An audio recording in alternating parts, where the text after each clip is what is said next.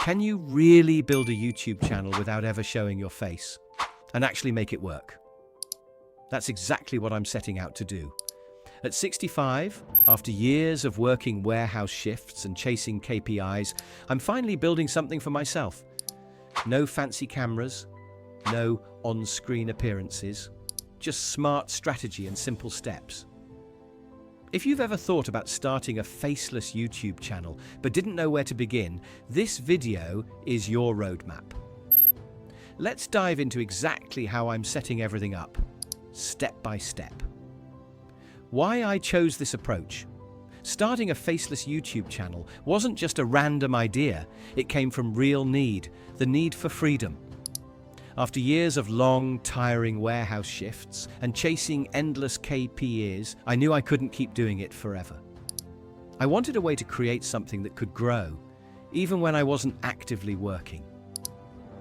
A YouTube channel that earns money while I sleep sounded perfect. But I didn't want to chase fame or go viral for a few weeks and then disappear. I wanted something steady and reliable. That's why I decided to treat this channel like a real business from the start, not just a passion project. When I studied successful faceless creators, I noticed they all had a few things in common. They pick niches that people are already searching for. They focus on making videos that solve problems or answer questions.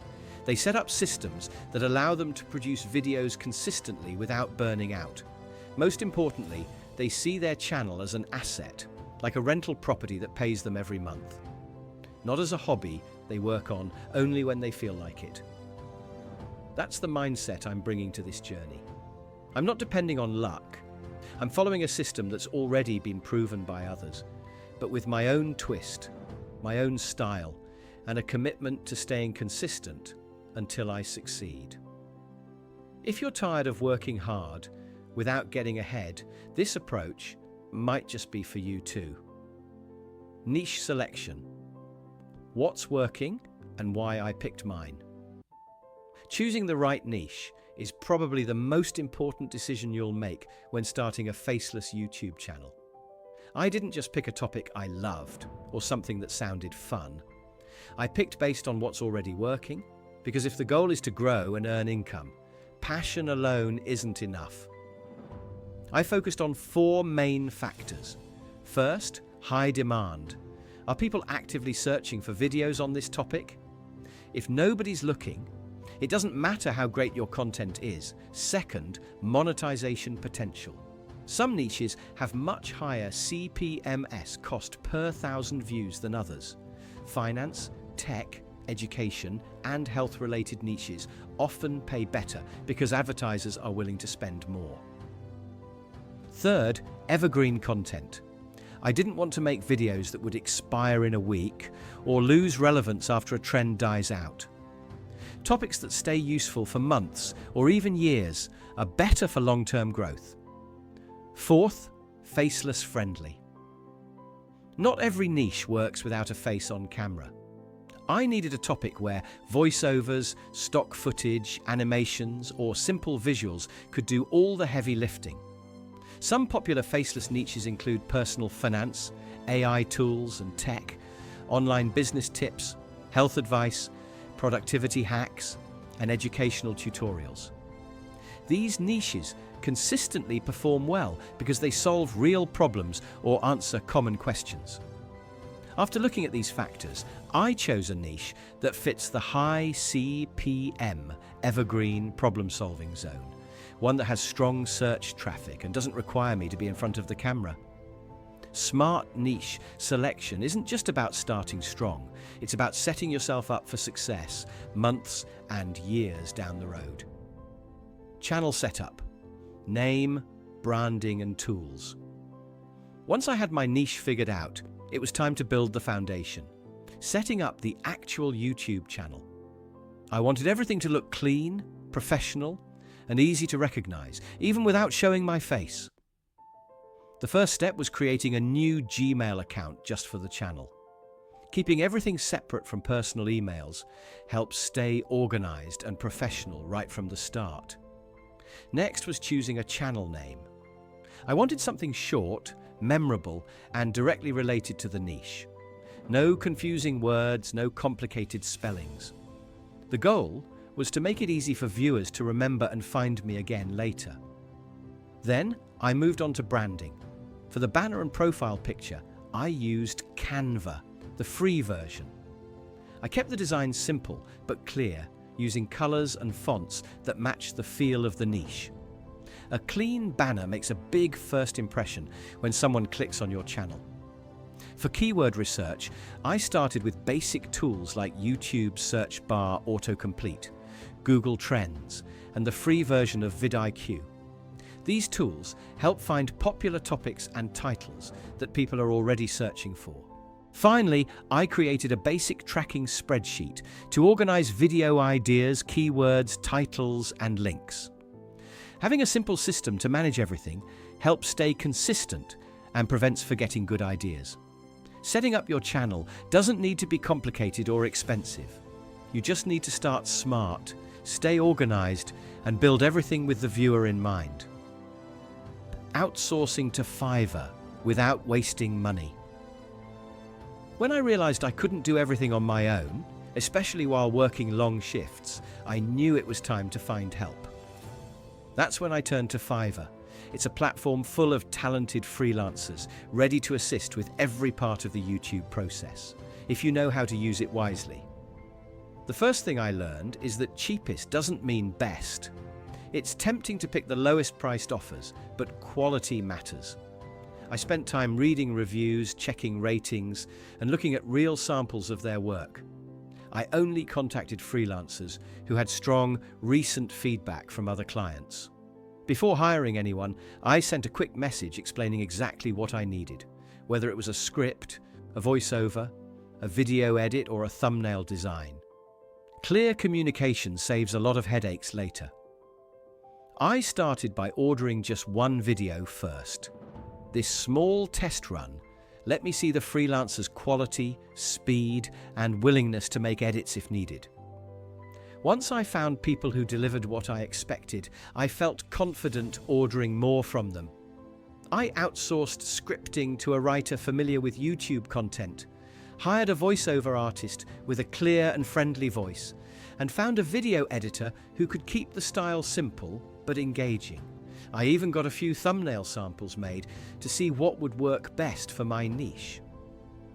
Outsourcing doesn't mean giving up control. It means building a team that helps you stay consistent without feeling overwhelmed. And in the long run, it saves more time, energy, and even money than trying to do everything yourself.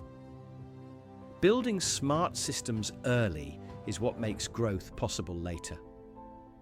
Why this system works, even for beginners. At first, setting up a faceless YouTube channel can seem complicated, but when you break it down step by step, it's surprisingly simple, and that's why it works, even for complete beginners. You don't need to be a tech expert. You don't need expensive gear. You don't even need to show your face or have a huge personality. This method is about focusing on what matters, solving problems, entertaining, or educating people through clear, useful videos. The key is understanding what people want. Instead of guessing, you research. You find topics that are already in demand, with people actively searching for answers or ideas. You meet the audience where they already are. The second key is packaging your content properly. That means writing good titles, using the right keywords, and creating thumbnails that grab attention. It's not about tricking people. It's about making sure your content gets seen by those who need it. The third part is outsourcing smartly. You don't have to be a video editor or voice actor. There are talented people ready to help you. By delegating tasks, you save time, stay consistent, and avoid burnout. Finally, it's all about consistency. Upload regularly, learn from the data, improve a little with every video. Over time, the channel grows like a snowball rolling downhill. This system works because it's simple, scalable, and built on real audience needs, not luck or guesswork. And if someone like me can start it while working warehouse shifts at 65, there's no reason you can't do it too. The opportunity is real. You just have to take the first step. What's next on this channel? Now that my channel is officially set up and the systems are in place, the real journey begins. The next major focus is on planning and producing content that people actually want to watch and search for.